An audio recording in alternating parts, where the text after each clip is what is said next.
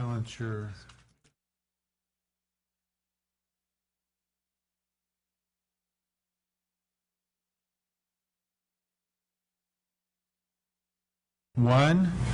Welcome to the June 8th edition of the Canby Planning Commission.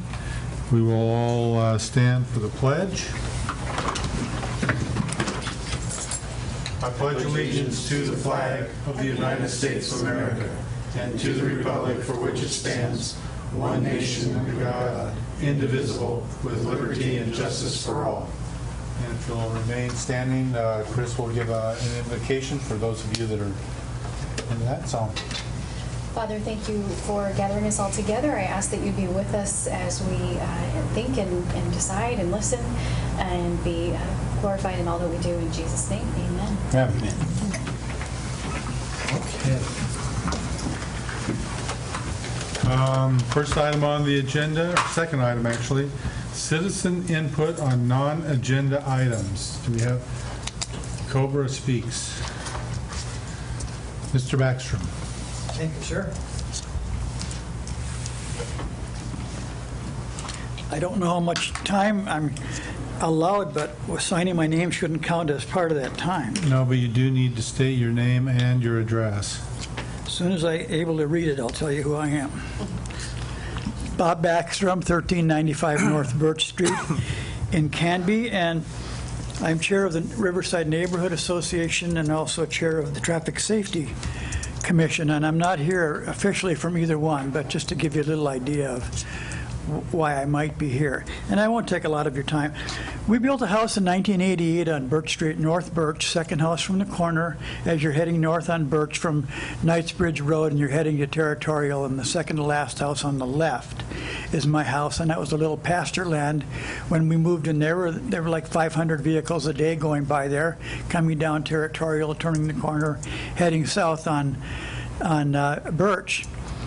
And in 1990, there was 1,000 vehicles. In 2000, it was 2,000 vehicles. In 2012, we had 3,000 vehicles. And in 2015, we're approaching 4,000 vehicles a day coming on that street, which is not a collector and not an arterial. It's a neighborhood street, just like most of you live on. And my particular residence is on a little incline. They come around the corner. They give a lot of acceleration. It's terrible noise. It's dangerous. The street is going to have to be overlaid next year. It's probably a premature overlay because of all the traffic. I mean, that is, we figured that 3 of 4 of those vehicles do not live in Canby. They're bypassing downtown. Because of that, I mean, this is not news to anybody, and it isn't news to you. I don't mean to tell you something you already know.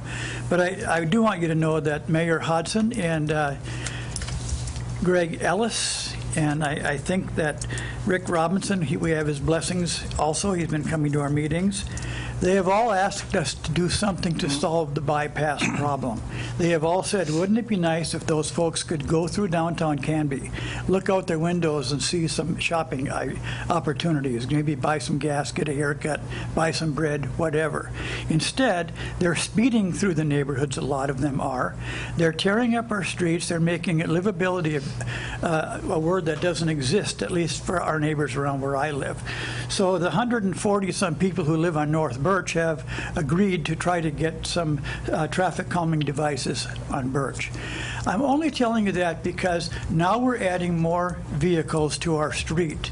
And I'm not here to recommend you don't do that, and that's not why I'm here. All I'm asking is that you guys in the future be thinking about what's going on and what we can ask of developers remotely from their development, maybe. Maybe somebody from this development, because it's a simple little development, maybe there won't be any traffic issues within, but they're adding 100 and some vehicles maybe per day to the streets of Canby, and not only this particular development, but the next one and the next one and the next one. So I would just ask, you folks are dealing with this all the time, and certainly traffic is an issue whenever you evaluate a proposal. So I'm just asking, I don't know what I'm really asking except for your help. And down the road, we've been discussing this at the neighborhood level for many, many, many years. And we're still we're still it's increasing every single day. So it's pretty difficult situation. So anything that you can do, I appreciate your ear. And if you ever want us to come and talk to you or want to come to one of our meetings, we would appreciate it. Anybody have any questions for Mr. Backstrom? When are your meetings, Bob? The first Friday of every month at 8:30 at the Public Works office. And that's open to the public also, right? It is. Yes, it is. We've made one change. The very next meeting will be July 13th. It's a Monday morning. Okay. We'd love to have you there. So, Bob? Brian comes regularly. He's been a very, very active part of our commission, as has Clint Coleman. So Bob, if they're going to be doing a new overlay on Birch next year, you say, next summer, Yes. have you already talked to them about putting traffic calming speed bumps? I mean, that would seem to be the appropriate time to do that. Is that something that you're already talking about? John, that is spot on, and I'll tell you why. There's a lot of ways you can calm traffic, but when you have to retrofit a neighborhood or a street, it's much more difficult, much more costly than if you did it from the original time when the development was put in. Some of the most effectives are what they call chicanes, where the street goes like this. It's very beautiful, but you lose some property, and the developer gets shortchanged a little bit because he can't sell 2 more houses. If you put in bump outs, they're not as effective. Circles are more effective, but they're way more costly. The most cost-effective way of calming traffic in a retrofit is with speed humps. Yes, they're much less costly, and they're absolutely the one that works. Are they going to be doing a new overlay on Territorial as well? Just on Birch? I don't think so. Just on Birch. Yeah. Thank you. Thank you. Do we have any other citizen input on non-agenda items? Okay, then we'll move on to approving the minutes for April 13th and April 27th. I assume that everybody's had an opportunity to review those. Can we approve those at the same time, Brian? You could if you would like to do that. All right. I would like to move that we approve the minutes from the 13th and the 27th. Second. It's been moved and seconded that we approve the minutes for both the 13th, April 13th and April 27th. All in favor say aye. Aye. Opposed? Hearing no opposition. Minutes have been approved. I don't see anything for new business. So we'll scamper along to the public hearing. First one will be subdivision application to develop an 18-lot subdivision for single-family homes, Franz Meadows, sub 15-02. And I will read the process for the quasi-judicial public hearing. The matter presently before the hearing board requires a public hearing. All interested persons in attendance shall be heard on the matter. If you wish to testify on this matter, please be prepared to step forward to the microphone at the appropriate time. State your name, mailing address, and interest in the matter. For those people other than the applicant that are interested in testifying as either proponents or opponents, please sign in on the sheet or speak up when we call for testimony. For longer presentations, proponents and opponents may buy time from one another. In so doing, those either in favor or opposed may allocate their time to a spokesperson who will represent the entire group. You may be limited by time for your presentation. Generally, the applicant will have a total of 15 minutes to speak. The proponents will be given 5 minutes each. The opponents will be given 5 minutes each. And those thought to be neutral on the matter will be given 5 minutes each. The applicant will then have 10 minutes for rebuttal. All questions must be directed through the chair. Any evidence to be considered must be submitted to the hearing body for public access and to become a part of the record. All written testimony received both for and against prior to the hearing shall be summarized by staff and presented briefly to the hearing body during the staff report. Testimony and evidence must be directed toward the applicable review criteria contained as indicated in the staff report, comprehensive plan, or the applicable land use regulations which the person believes to apply to the decision. Failure to raise an issue accompanied by statements or evidence sufficient to afford the decision maker and the parties an opportunity to respond to the issue may preclude appeal to the Land Use Board of Appeals based on that issue. Failure of the applicant to raise constitutional or other issues relating to proposed conditions of approval with sufficient specificity to allow the local governments to respond to the issue may preclude an action for damages in circuit court.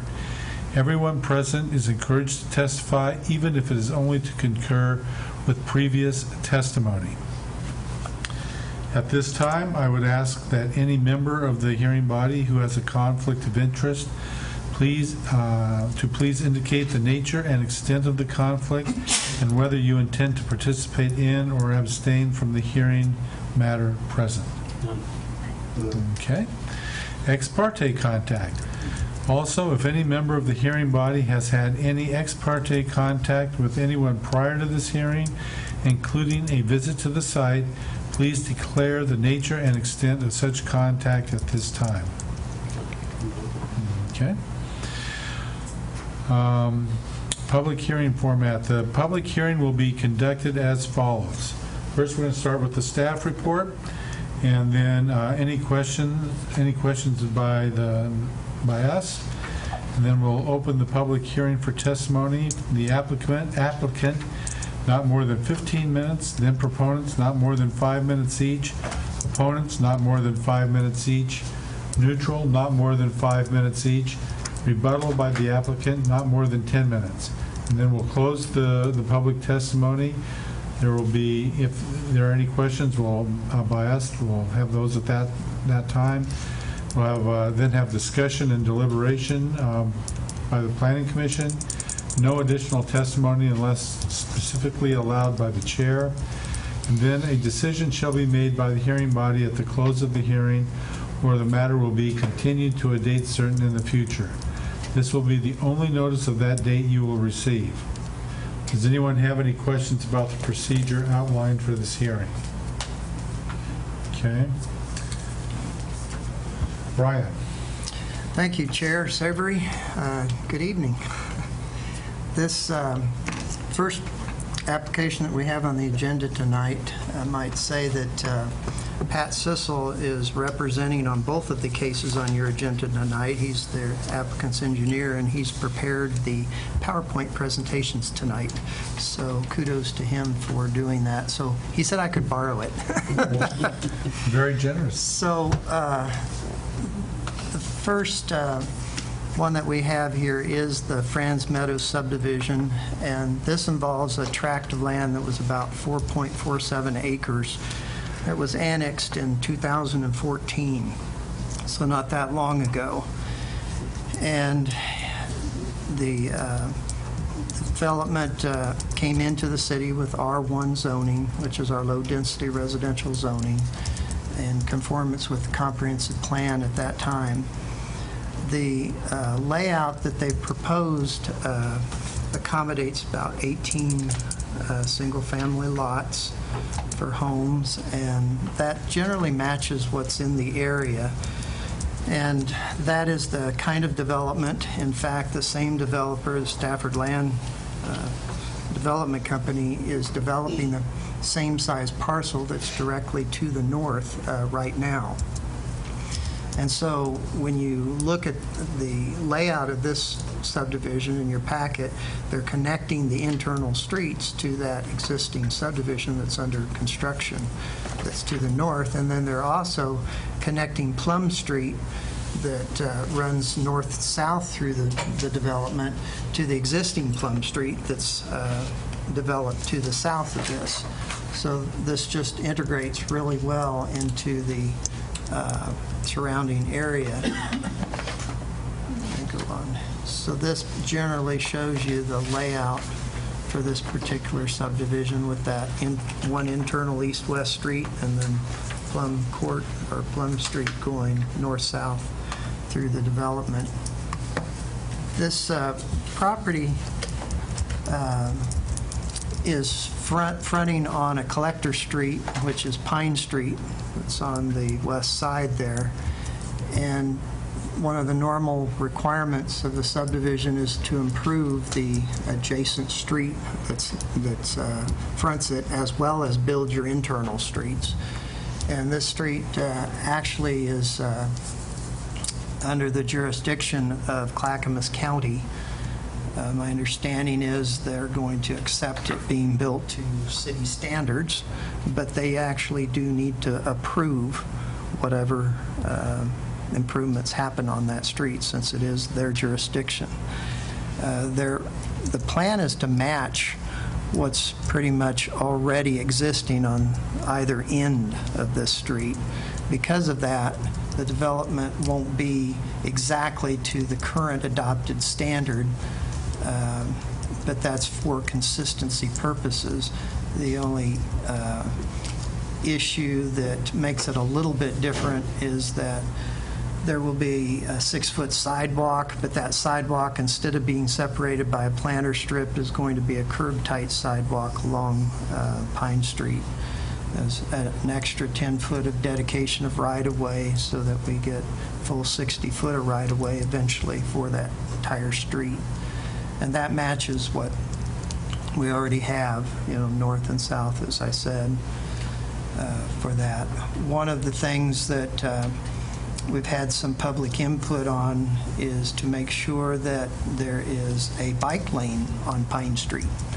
And so the applicant, in one of the conditions of approval, has been asked to provide a striping plan during the engineering phase of this work, and we expect that they will also do the striping to install bike lanes on their half of the improvements on Pine Street as they do that.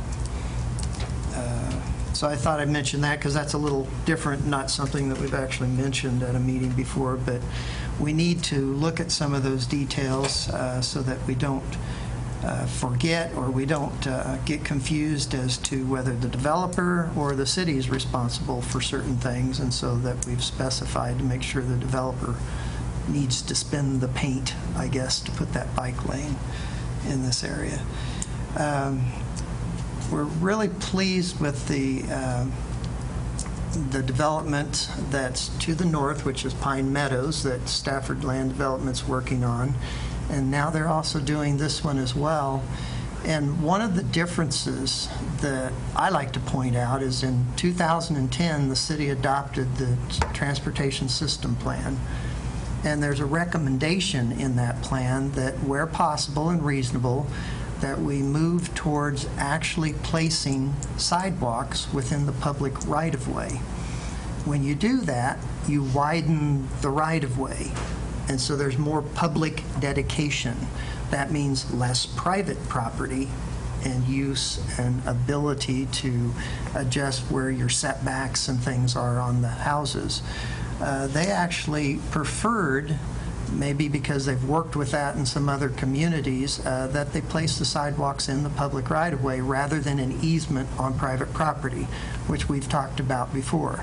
So I just thought I'd point out that in this particular case, we're able to do that. They were in agreement to do that, and we didn't have other existing streets that we needed to match that were already done the old way with the easements on the side. And so here's an opportunity where we were able to have that followed in this particular case. The only exception is the sidewalk that's on the west side of Plum Street heading north-south, and that was done in the subdivision to the north and to this one, where I think we're having a curb-tight sidewalk in that particular location rather than a planter strip. And it just worked out better that way. Pat may be able to tell you exactly why that was. It slipped my mind why it was working out that way right now. But the rest of the sidewalks are separated by planter strips, and the street trees and the sidewalks are all in the public right-of-way.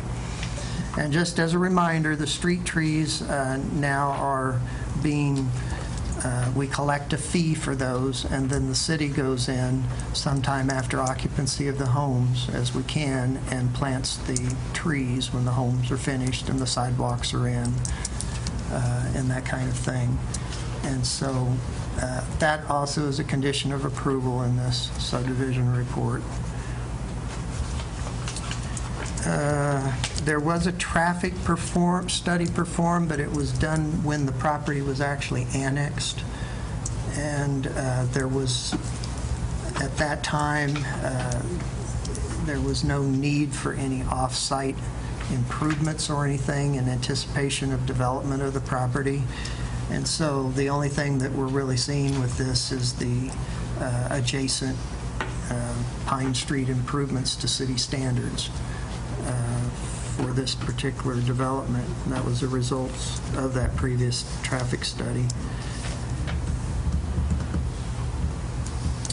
In review of this particular subdivision, there is one lot, I guess it was lot number 6, that is 6,137 square feet in size. The minimum lot size in this zone district is 7,000 square feet. However, the Planning Commission has the ability to consider lot size averaging, and so if you average the size of all the lots in the subdivision and they all average over 7,000 square feet in size, which is easily the case in this one, you can approve for whatever reasons. Generally speaking, they're trying to make efficient use of the property and make sure they all have proper frontage and access. And in this particular case, it just worked out that it was more suitable for one lot to be a bit smaller. Partly they have some curves in the street and certain distances between the depths of the lots when they've got them turned here a different direction, and so there's probably a good reason for them trying to take advantage of that provision that's in the code. But I'm pointing that out just to make sure that you make some sort of findings should you approve this, so that you're recognizing you're approving an exception to that lot size. Will that be a separate issue for us? Well, it's just part of your discussion and your findings that we can, and actually we've went ahead and just as something to point out to you is we did put final decisions on the agenda tonight for both of these items. Just if you would like to speed up the process for the applicants, they're there. And if we need to add a sentence or two of any further findings that you might make tonight or hear from public input, we can do that and potentially still get them approved tonight if you'd like to do that. I think really that's about all that I wanted to point out, and just open it up for questions if there was anything specific about some of the list of conditions of approval that we've listed, but staff has recommended approval of this, subject to the fairly extensive list of conditions that we've listed. Most of those are pretty standard ones that go with both the final plat that follows up the tentative plat that you're approving now, and when residential building permits eventually happen, we've gone ahead and put conditions in there just to inform people, I guess, what's going on. But any of the first 16 conditions that might be of issue or concern, I'd be happy to answer those. So Brian, since part of this is on a county road, did you say? That's right. That's right. So do you anticipate that any issues with the county on this? No, you might ask the applicant's engineer if he's had any conversations, but we've had no input from the county. It looks like to me that they're accepting the standards that are proposed in the drawings, and they were informed of this application. Okay. Any questions? Okay. Nope. Then let's move on to, yep. Pat, do you want me to help you, or do you want to use the clicker? Or do you? It's either way. I'll just ask you to forward Okay, it. I'd be happy to. Okay, if you want to just. Should I go back to the? Yeah. Sure. Oops. Good evening. I'm Pat Sissel with Sissel Engineering, 375 Portland Avenue, Gladstone, here tonight on behalf of Stafford Land Company for the Franz Meadow subdivision. As Brian mentioned, this subdivision is located south of a subdivision that Stafford Land Company is currently developing by the name of Pine Meadow. When it came before the Planning Commission, I think we were referring to it as the Beck subdivision. The name was later changed to Pine Meadow. And Pine Meadow is on this side here. Franz Meadow is the property to the south, and we came before the Planning Commission probably about a year ago when the property was annexed. It's, as Brian mentioned, it's roughly the same size. Can we go to the next slide, Brian? And this slide shows what the street layout in the Pine Meadow subdivision is. 17th Avenue comes in off of Pine, and with a knuckle turns south into Plum Court, and there's an existing segment of Plum Court farther to the south. And I just would like to point out that there are two pedestrian access points already existing, one right here off of this section of Plum Court, and then Pine Meadow is installing a new pedestrian access to the logging road trail. And so because of that, when we had our pre-application meeting with the city staff, they felt because there are already two existing walkways nearby, the city really didn't feel that there was a need for a third, nor did they really want to maintain a third access way for the 18 new lots that were being created in this subdivision.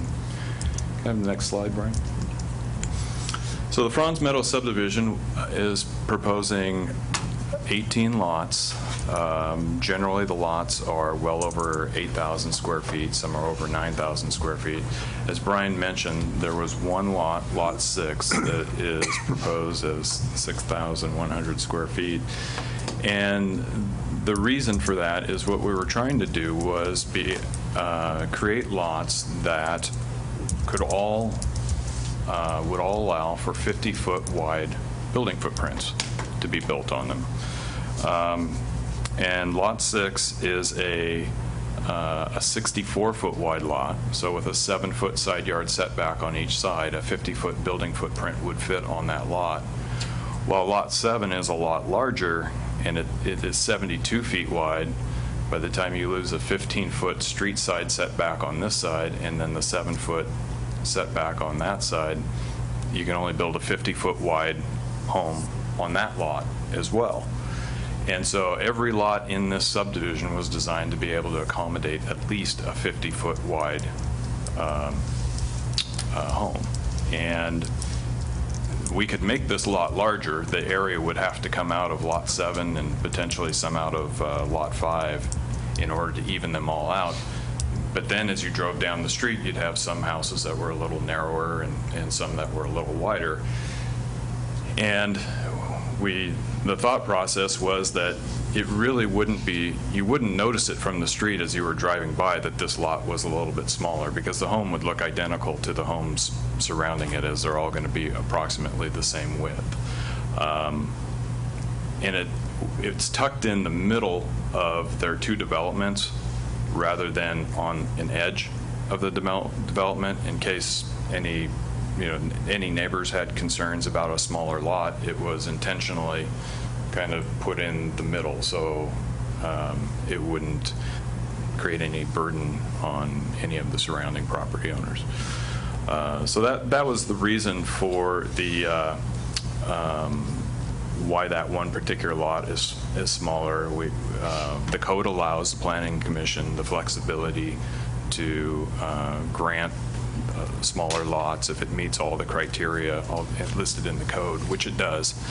And so that's the reasoning behind having a smaller lot 6 on the subdivision.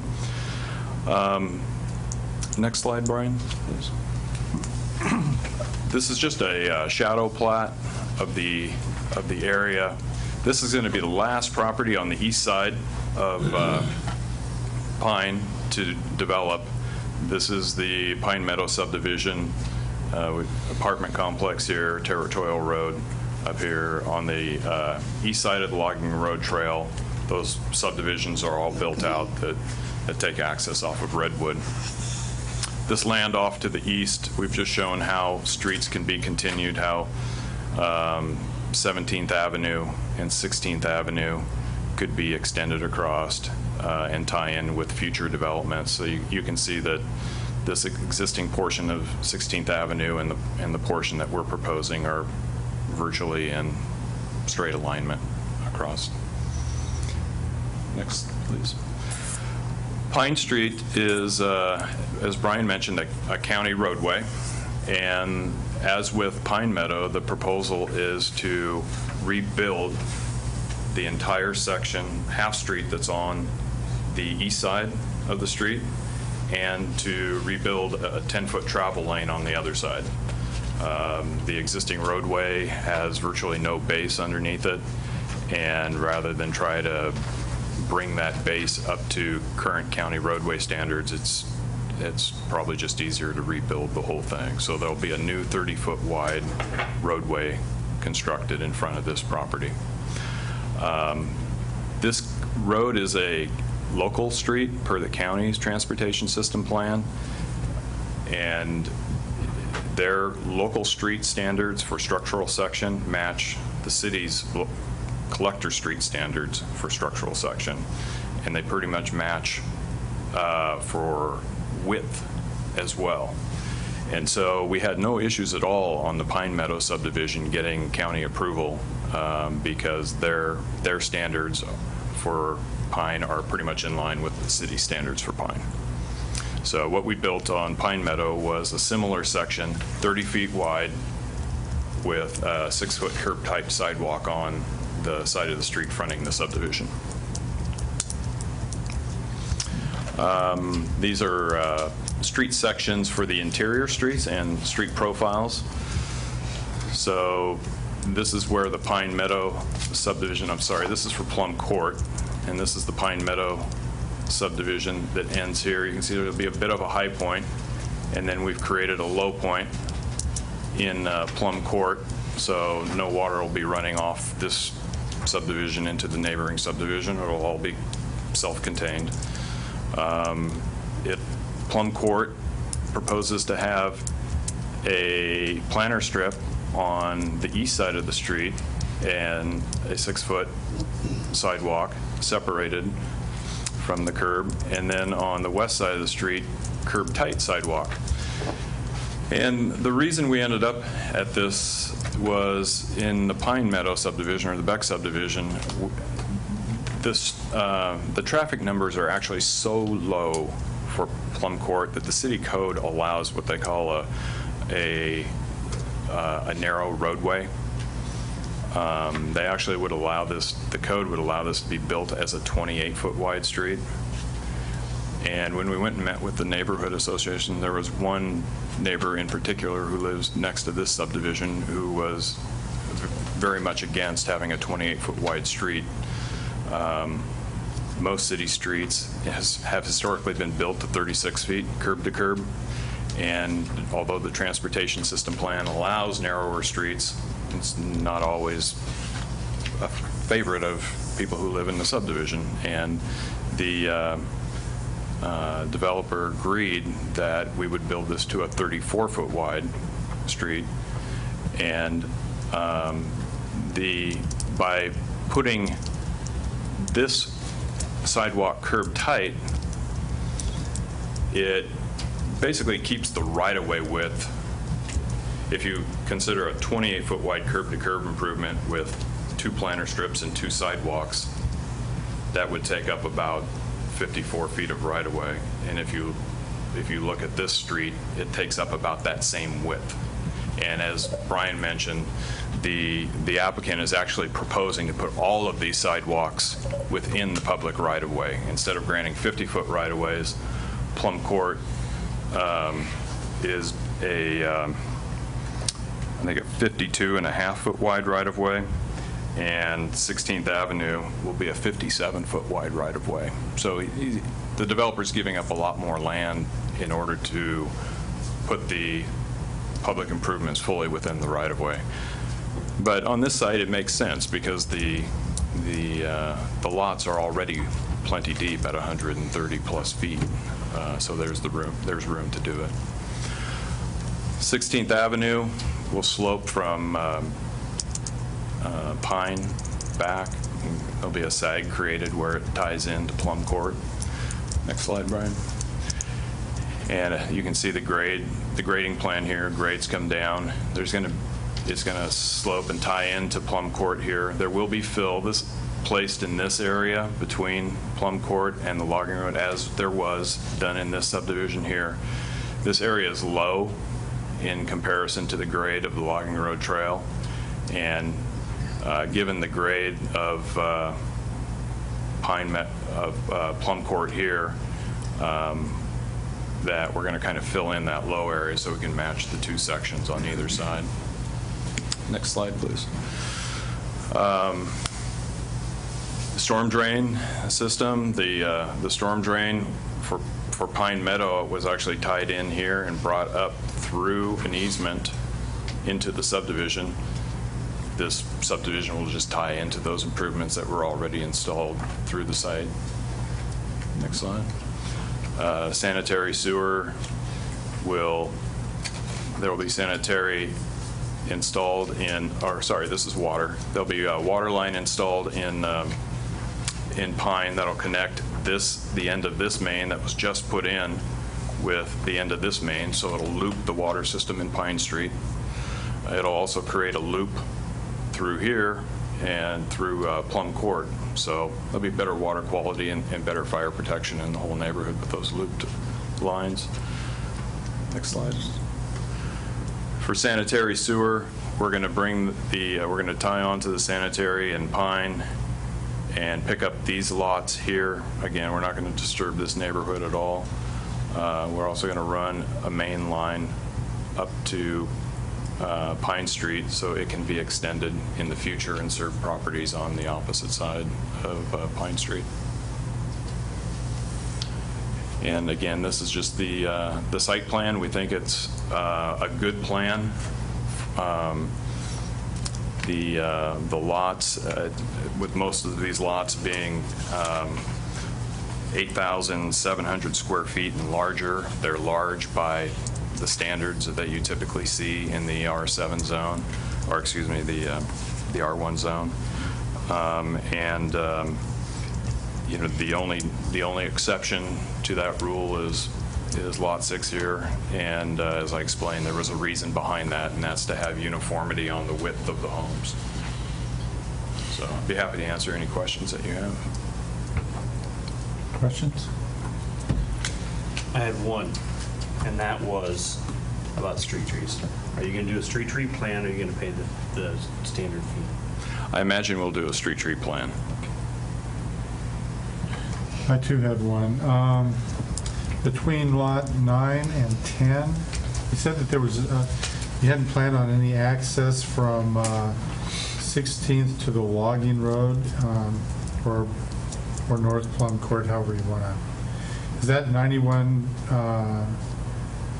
that space that's 91.48 feet? Is that what is that? That is the existing storm drain easement. Oh, okay. And we just put there will be a walkway, an ADA ramp there, and I see how you could look at that and think that that was meant to be a pathway running through there, but that's just meant as a way for wheelchairs to be able to access the sidewalk that runs along the east side of Plum. Okay. Any other questions? Okay, thank you. All right, thank you. Are there any proponents that would like to testify at this time? Any opponents that would like to testify at this time? Any neutral people that would like to testify at this time? Okay. Then in that case, no rebuttal necessary. I'm going to close the public testimony. Any questions? Any further questions? I did have a question for Brian. I was reading through the findings here. Do we need to be specific about that small lot? Is there anything that we really need to do with that? Or are we just, if we approve this, it's approved because we're acknowledging that that's there? I didn't see anything specific to that small lot in here. I don't know that you necessarily do, since it is a provision in the code that if they meet the lot size averaging, if you want to just make a note that you have no problem with the explanation provided for providing similar with homes, and therefore taking advantage of the lot size averaging, and that's what we want on record, is just that you're recognizing that this isn't the norm, but there's a reason for it, and there's ordinance provisions that allow it. And I did like where they put it too. I like that. If they're going to have to shrink one, I like that they kind of hit it in the middle and nobody's really going to see that. So, except for that person, they're going to have a little bit smaller backyard, it looks like. But I think utilizing it to help with the appearance, basically, of the end quality of the community is a good reason. Any more questions for staff? Okay. And I will entertain a motion to approve Franz Meadows subdivision, file number sub 15-02. Mr. Chair, I would move that we approve the subdivision 1502 Franz Meadows as presented. Want to say anything about the smaller lot? Just acknowledging that there was a smaller lot that we did assess, and we're allowing that because of the use for this particular development. Can I have a second? Second. Moved and seconded that we approve Franz Meadows subdivision, file number sub 15-02. All in favor say aye. Aye. Opposed? We are unanimous in that. Thank you very much. We will now move along to the DR 15-01.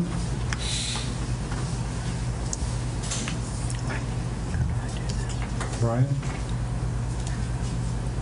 Yeah, I think since you went through the public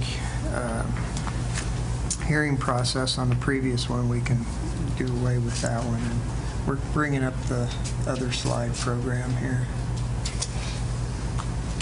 I could run through that again. I don't think you need time. I can enunciate all the way to the back of the room. Training at Juilliard. Okay. The second public hearing we have tonight is on a site and design review, which is building a new building, and that's what generally kicks in the requirement for site and design review. This happens to be for Western Storage, Phase 3 development of an RV storage building that happens to have 4 offices, 2 on each end, with the RV storage spaces in the middle. It's a 20,160 square foot building. And we mentioned it was Phase 3.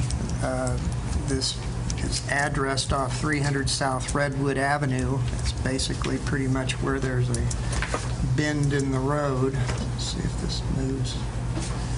There you can see the bend in the road. I guess I don't have a pointer thing. Does this thing work? That's That button? I don't know. make it go away. Let's see if I can find this. So here's the two existing buildings that are on the site, and they're putting the third Phase 3 building right in here. And you'll also see from this picture that there's another triangular shaped parcel up here at the end, and that's commonly owned right now, and they are planning to utilize this site up here for a detention facility for stormwater runoff. And so from the additional paved surfacing from the building and the drive that will go around it and the additional parking, there will be increased stormwater runoff, and they're planning on running that to this off-site in some aspect here. Although it's common ownership, it is a separate tax lot, a separate lot. And so we have made a kind of unique condition of approval that has to do with the fact it makes us feel more secure that that we know that this detention facility that's proposed on a separate lot will always be there to serve this property.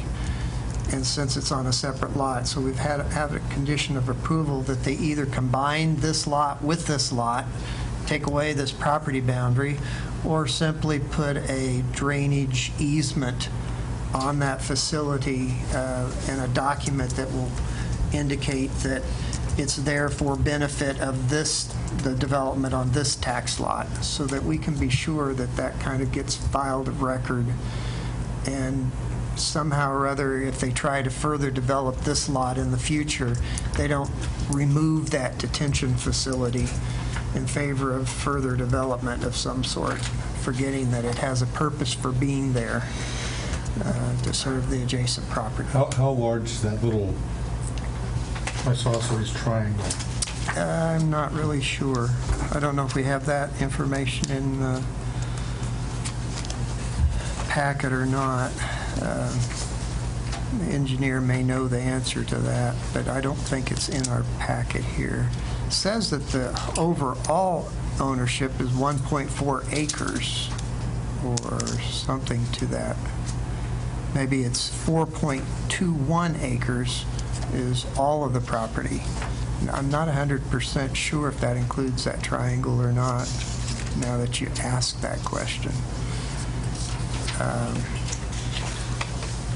But it looks like it's big enough, and that they're not taking up all the space with the detention facility, that there could be future development on that site.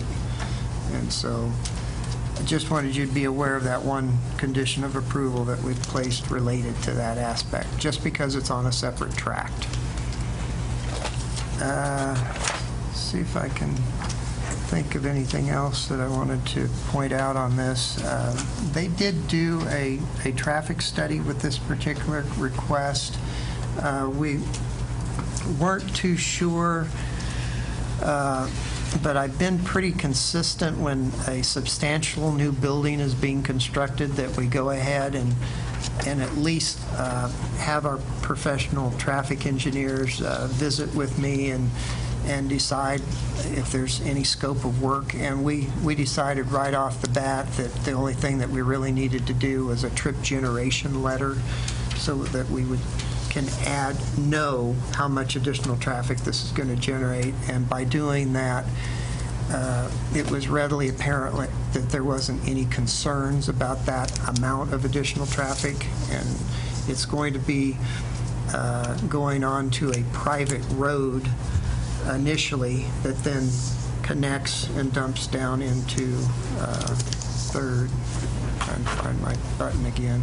So it's up here, connects to a private road here, and heads southward to connect to Redwood in the bend here, which becomes 3rd Avenue, as it sweeps around to the fire station and up to Highway 99E. They didn't feel like there was any other issues involved. They looked at site triangle distances and things down here at this intersection and felt that everything was in order there. The already mentioned the fact that they're trying surface stormwater management for the runoff rather than trying any new dry wells or anything like that, which is pretty common and can be to be doing that as well. The big issue with this particular request centered from the very beginning around the fact that not only is the zoning CM, which is commercial manufacturing, it also has the it's part of the Canby Downtown Overlay District. And it's, if you recall, the Canby Downtown Overlay has 3 sub-areas as part of that, and this is in the outer highway commercial sub-area.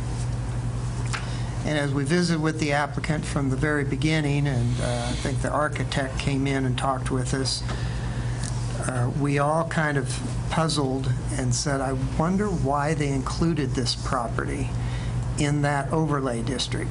Because if you study the sub-area and the entire downtown Canby overlay district, and you look at the purpose statements, and it talks about to benefit and improve the quality of development along the highway, and to improve the appearance of development that happens along the highway, and those kind of statements.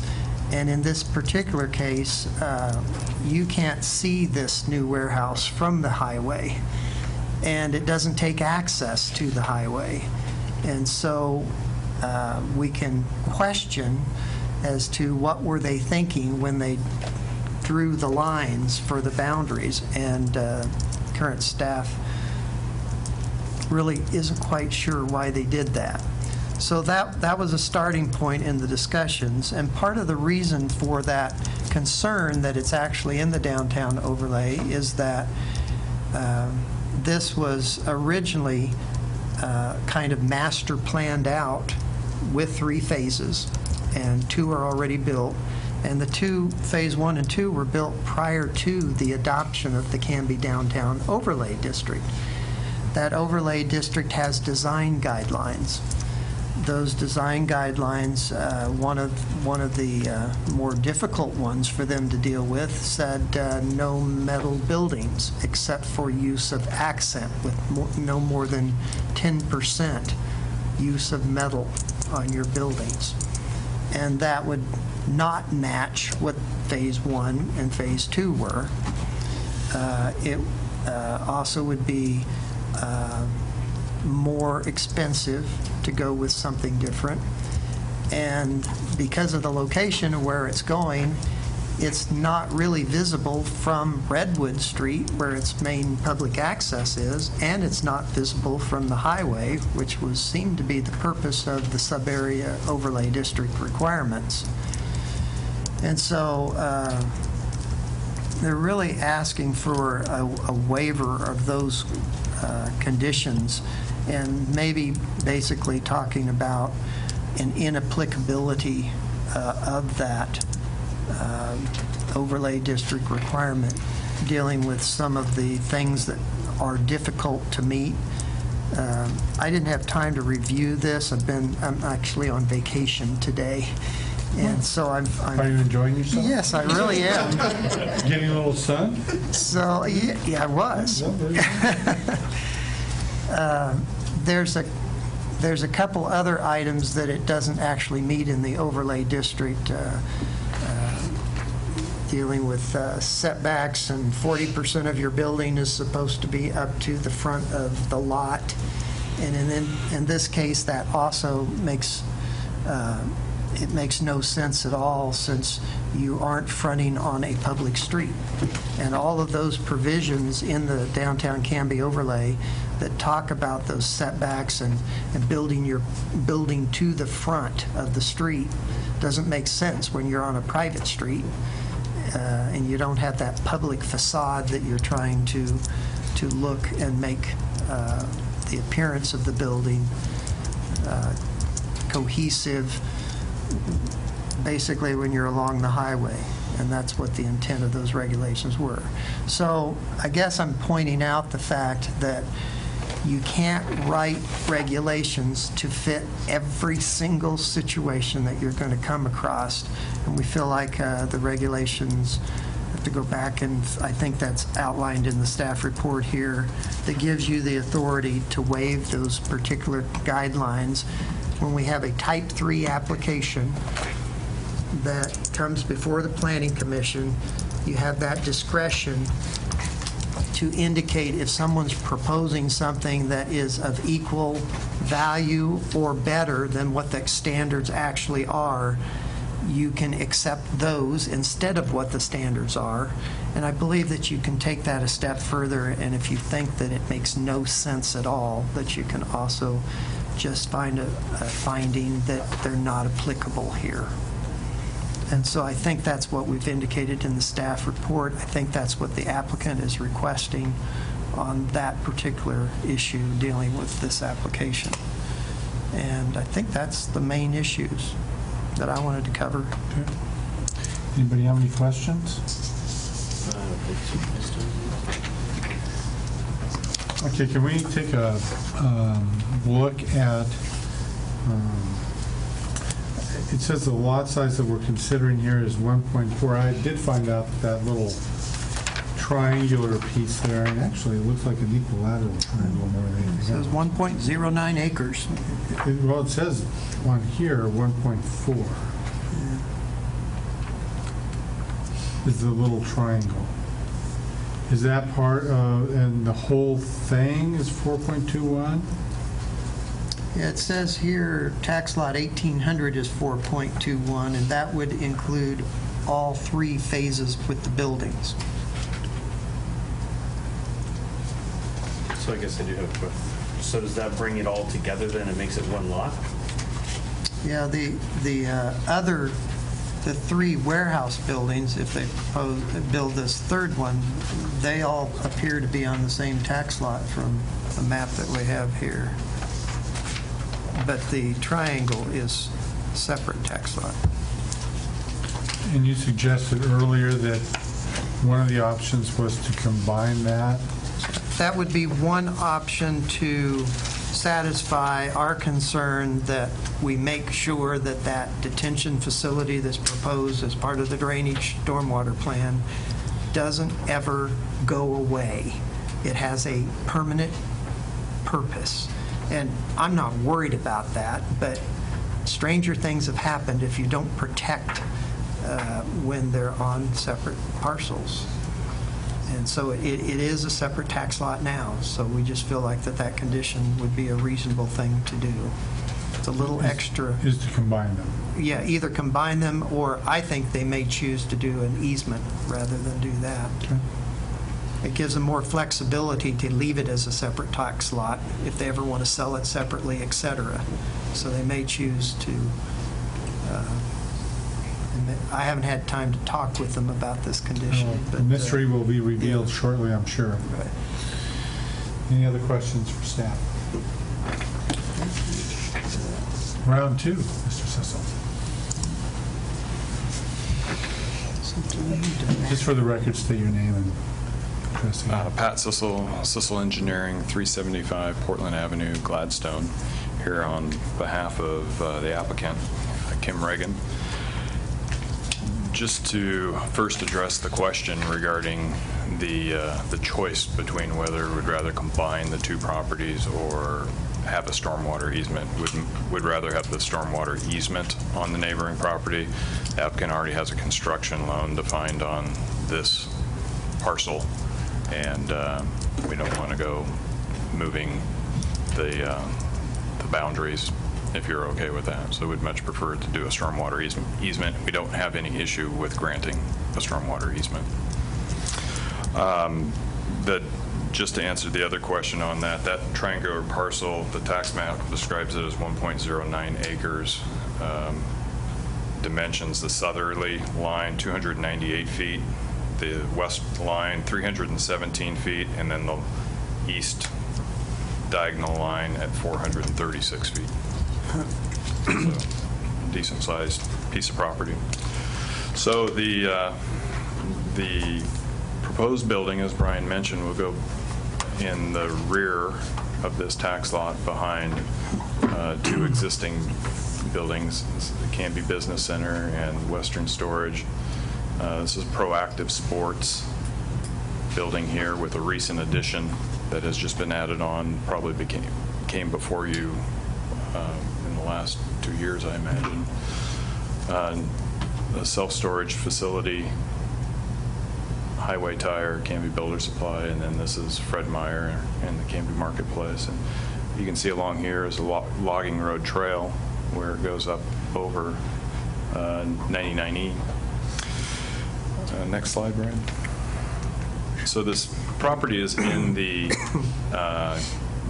downtown Canby overlay zone, as Brian mentioned, and this gray area is the outer highway commercial area, and you can see how it's generally along the highway, but it juts out right in this area, and this is where the property we're looking at is right in this zone.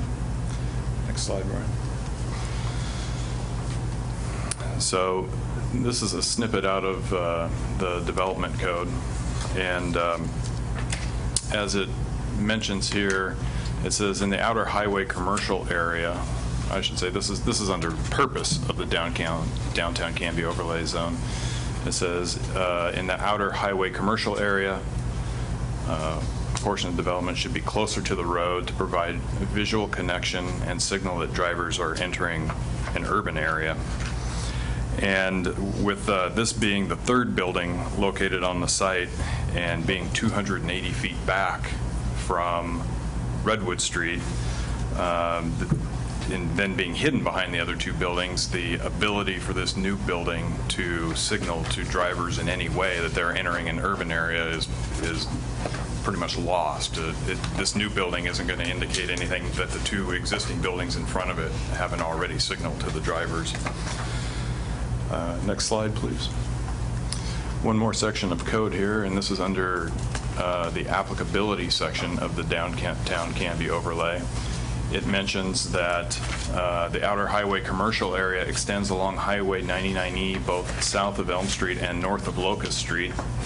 And it says that this area is quite different from the core commercial and transitional commercial areas by nature of its highway access and orientation. And as Brian mentioned, this site has neither highway access nor orientation, or are these buildings even visible from Highway 99E. Next slide, please. This is a aerial shot looking at the site from the south, and you can see it's on the corner of where Southeast 3rd Avenue becomes South Redwood Street. There are two accesses, one here off of Redwood, and then a second one here off of 3rd, separated by a planter strip and along the front of the property. And the front of the property is fully built out, curbs, sidewalks, street trees. This is the eastern access. There's a pedestrian walkway that goes back and ties in to the